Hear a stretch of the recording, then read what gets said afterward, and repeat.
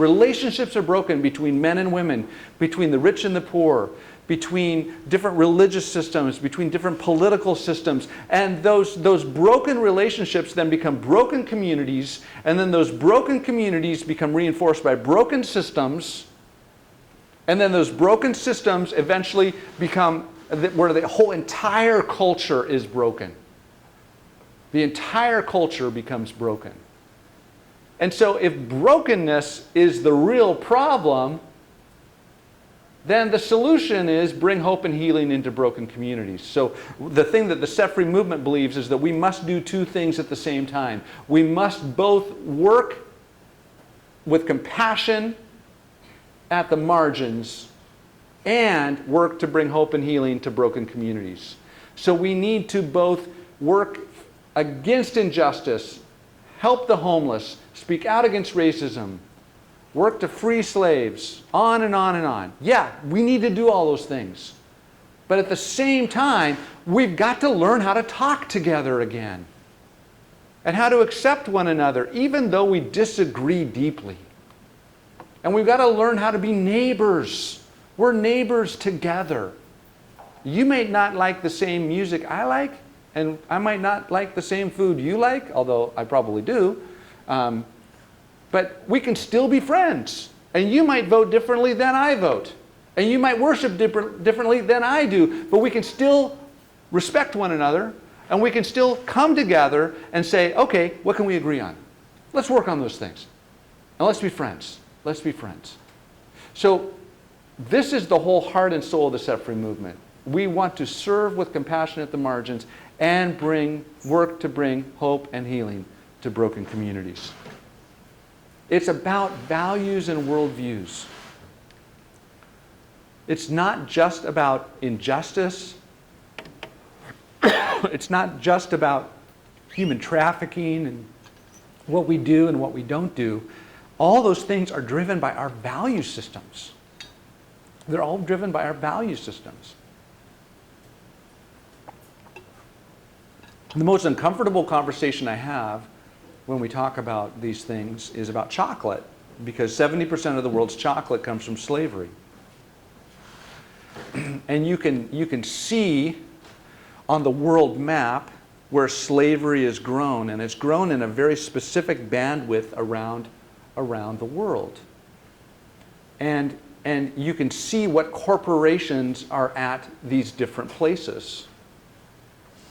And some of those chocolate companies want nothing to do with helping to stop forced labor because they're making huge amounts of profit.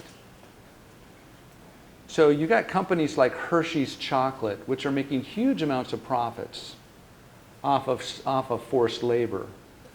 But they won't let anybody into their factories, onto the plantations, to look at the books, on and on and on. And the unfortunate, uncomfortable conversation that I have with people is, what's more valuable to you, a 70-cent chocolate bar or a 7-year-old African boy? And it's interesting how so often it really is the value is for the 70-cent chocolate bar, is of more value than a 7-year-old boy. And it's a challenging conversation. But we're driving this thing with our values. It's a fairly easy conversation, I think, to talk about sex trafficking, because it's very clear and it's very clear cut in my mind. I don't do pornography. I don't sleep with women in prostitution. So therefore, I'm not contributing to sex trafficking. Okay. Labor trafficking is a totally different story, because I'm a consumer and all of us are consumers, right? I mean, I've eaten tomatoes today. Were those tomatoes picked by slaves? I don't know. I'm wearing cotton. What products am I buying? What products am I not buying? But the value systems are going to determine everything. What we value, what we want, and our worldview. Those things are going to drive either freedom for some or oppression for others. Now, before I go on, I want to open this up and just see, do you have any questions? I know this takes a lot of processing. Yes, here. I would say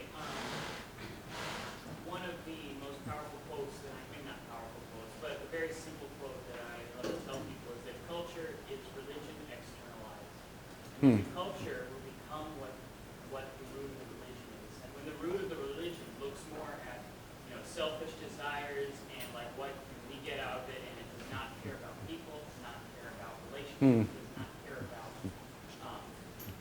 anybody except what can I get out of it. Yeah, yeah. That's what happens to the whole culture. That's where we get people are only here to be bought and sold, and whoever's the richest can have a handle on things. Yeah, that's interesting. So that's what I see as the most fundamental thing, as you said, was the values. The values underneath everything, that's what's driving it. It's growing up out of that ground. Yeah, yeah. Well, that's interesting. Anybody else? Yeah. There's a group of women in sex work right now who are willing participants in it, and I was wondering what your thought process was on regulating sex work in the United States. Yeah, that's deep shark-infested waters conversation. It's got a lot of controversy to that. On the one hand, so this is totally my opinion, but on the one hand, it seems like a logical argument that if you regulate prostitution, then it becomes safer for the women that are involved in it.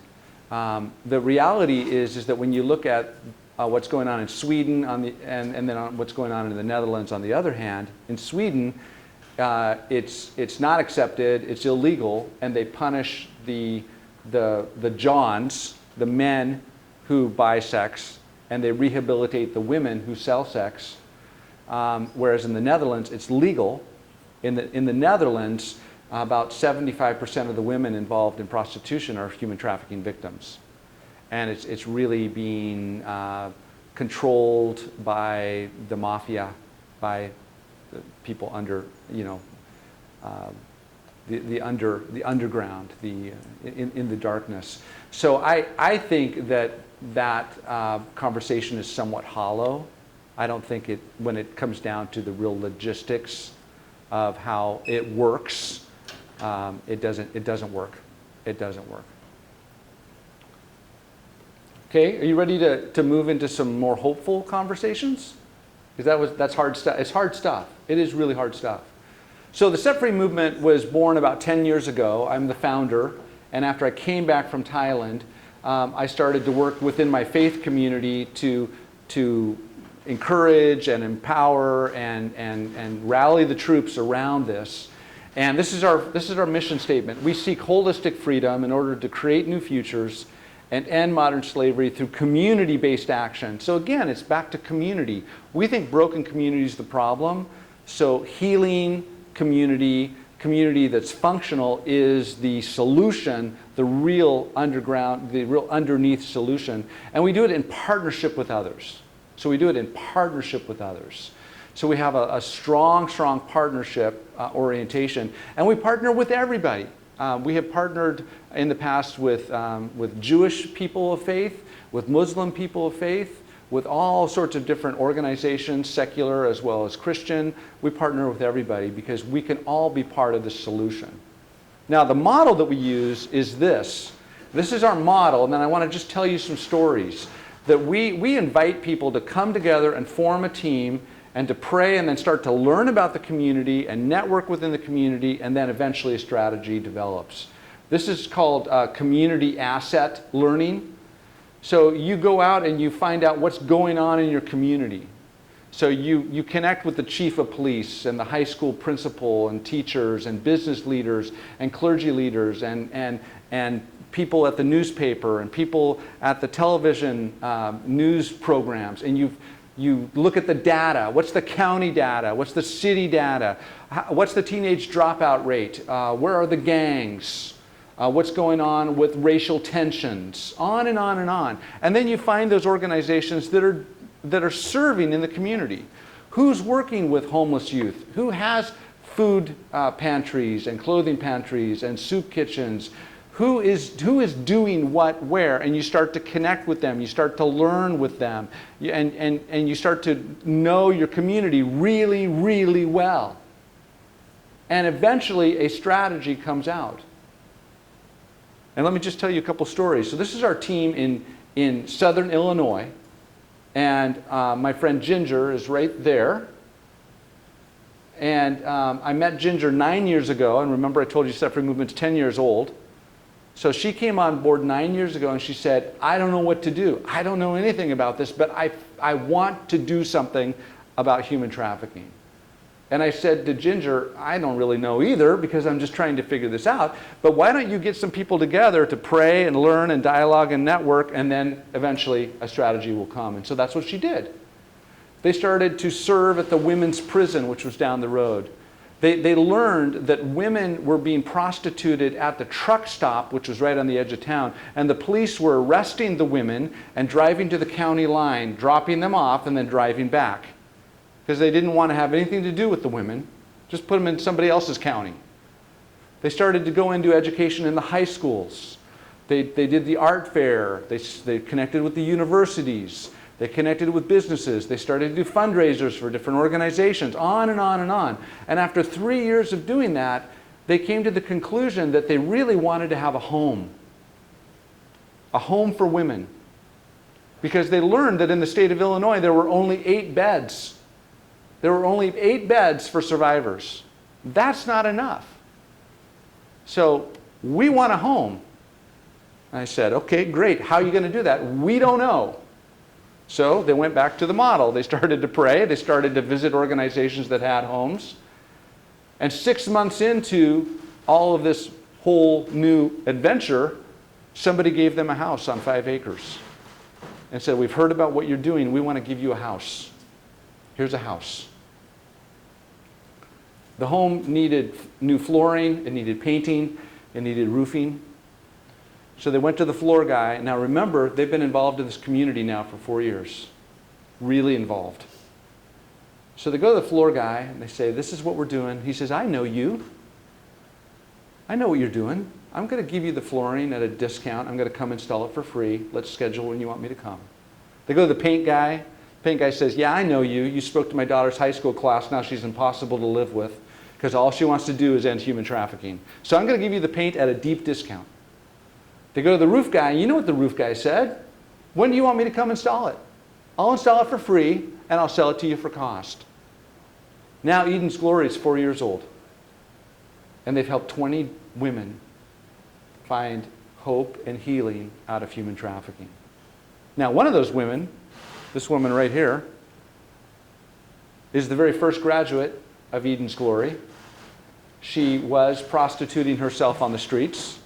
She came out of the life, went into the 2-year program with Eden's Glory, and then a business down the road that's a dairy, and they make cheese, hired her as an employee. And I went to visit her at the farm, and here she is with the cows, and she's got the hip boots on, and she's with the cows, and I say, how you doing? And she says, I love the cows, and the cows love me. And she's like cuddling with the cows.